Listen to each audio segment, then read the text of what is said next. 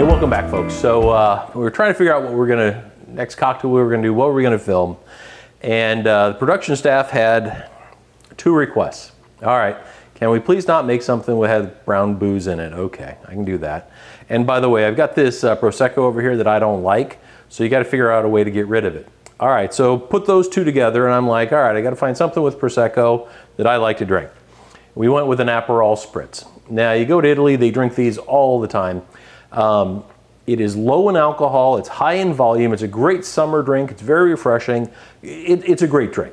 So, here we go, and this is one you need hardly any bar equipment for at all. Super easy proportions. You got club soda, and this is just generic grocery store club soda. You have a Prosecco, you could use a champagne, but it's an Italian drink, so go to Prosecco.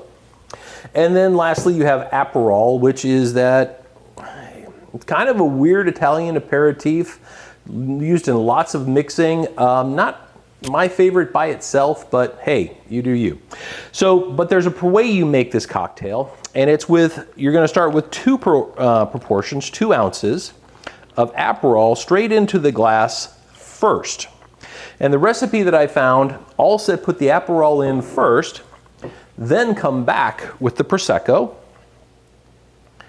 And we're gonna do 3 ounces of the Prosecco. And then 1 ounce of the club soda.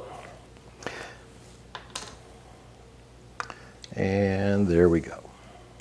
Now this is also an easy one that you could, make, your 3 could be, quarts. Easy.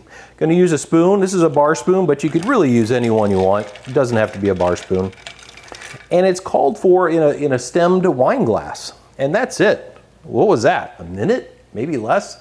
Less if I wouldn't have been talking so much. But hey, the Aperol Spritz, not a brown booze, and uses up the Prosecco that Cindy doesn't like. Cheers, folks. Stay safe. Well, you'll enjoy that one. Try it.